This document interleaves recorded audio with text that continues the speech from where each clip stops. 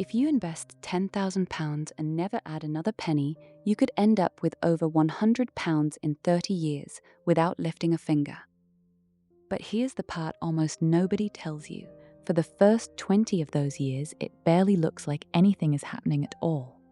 Compound interest isn't just interest on interest. It's a mathematical secret with a hidden catch that makes most people quit right before the magic starts. Today, I'm breaking down exactly how it works and the one mistake that quietly kills it for most people. Stick around for the action plan. It's simpler than you think. Compound interest has been called the eighth wonder of the world, and whether or not that quote is real, the math behind it absolutely is. But knowing the definition isn't the same as using it. Most people understand compound interest and still don't benefit from it.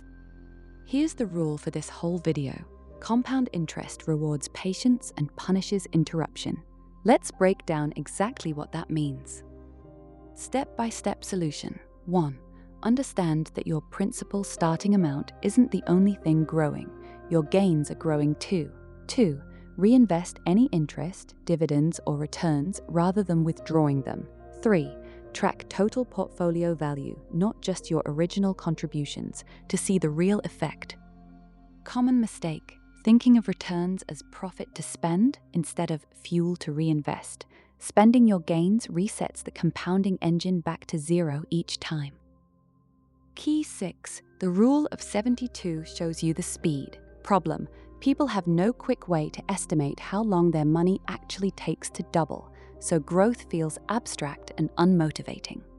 Why it matters: the rule of 72 is a simple shortcut.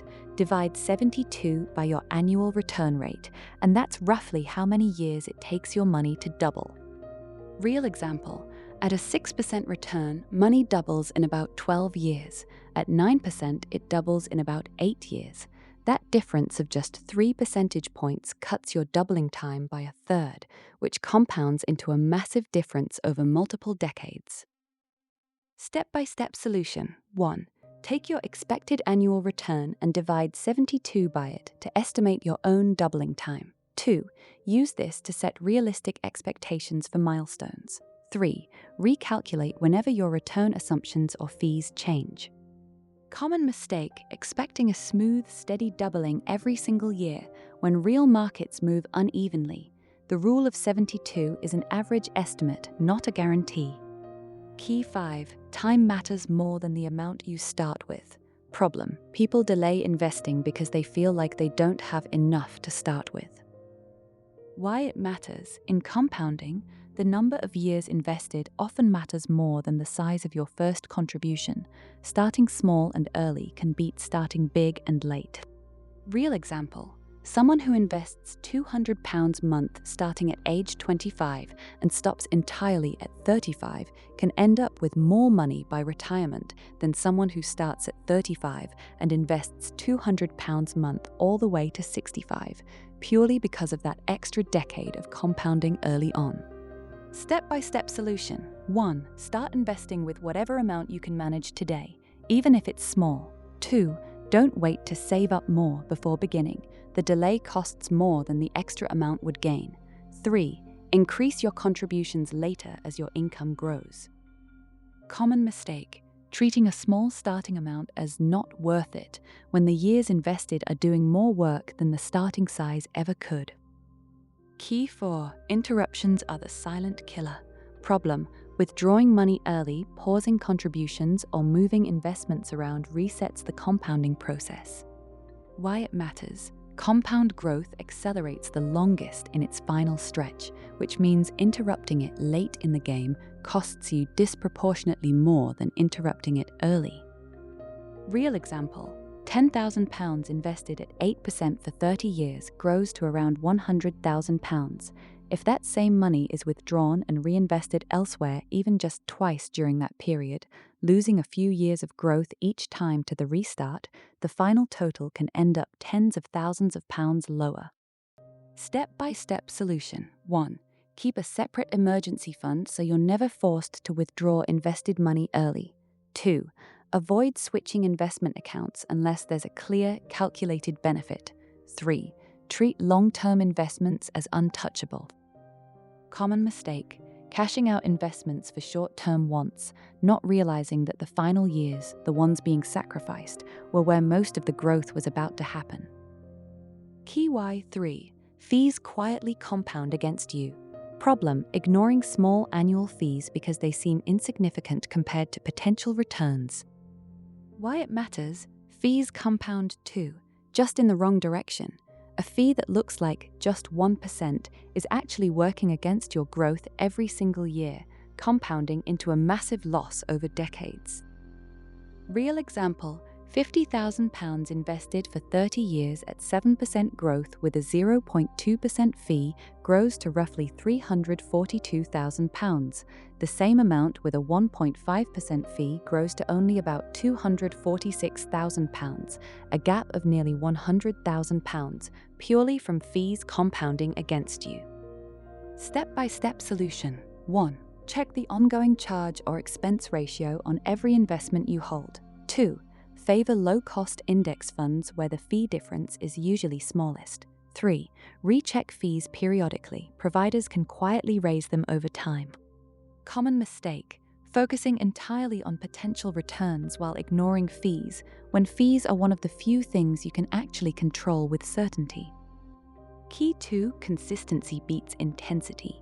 Problem: trying to catch up with big, irregular lump sums instead of investing consistently over time. Why it matters: compound interest rewards regular, uninterrupted contributions more reliably than occasional large deposits, because every pound invested gets more time to grow the earlier it goes in. Real example: investing £100 every month for 30 years generally outperforms investing nothing for 25 years and then trying to dump in a large lump sum for the last 5, because the early, small contributions had decades more time to compound. Step-by-step solution. 1. Set up automatic monthly contributions, even if the amount is small. 2. Treat the contribution like a fixed bill. 3. Increase the amount gradually rather than waiting to invest a big amount all at once. Common mistake: waiting to have a large sum worth investing when small, consistent amounts given enough time usually outperform sporadic large ones. Key 1: the hardest part isn't the math, it's the patience. Problem: people understand compound interest intellectually but give up during the slow early years because growth feels invisible. Why it matters: this is the real secret nobody tells you. The math of compound interest is simple, but the psychological patience required to sit through years of nothing happening is the actual hard part. Real example: in the Rule of 72 example earlier, money at 8% takes about 9 years just to double once. For someone investing over 30 years, that means roughly 2/3 of their growth happens in the last third of the timeline. Step-by-step solution. 1. Set your expectations before you start. 2. Track your progress yearly instead of daily to avoid discouragement. 3. Remind yourself that the slow years are the foundation the fast years grow from. Common mistake: quitting during the flat-looking early years, right before the exponential part of the curve was about to kick in. Action plan. Here's how to actually use the secret of compound interest starting today. 1. Start now with any amount. 2. Automate a monthly contribution. 3. Reinvest all returns.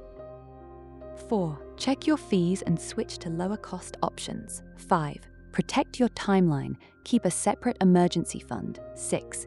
Expect the slow years and stay in long enough to reach the fast ones. Compound interest isn't a secret formula. It's a patience test disguised as a math formula, and the people who pass it are simply the ones who didn't quit. If this helped, subscribe for more real talk money breakdowns and tell me in the comments, how many years have you been letting your money compound?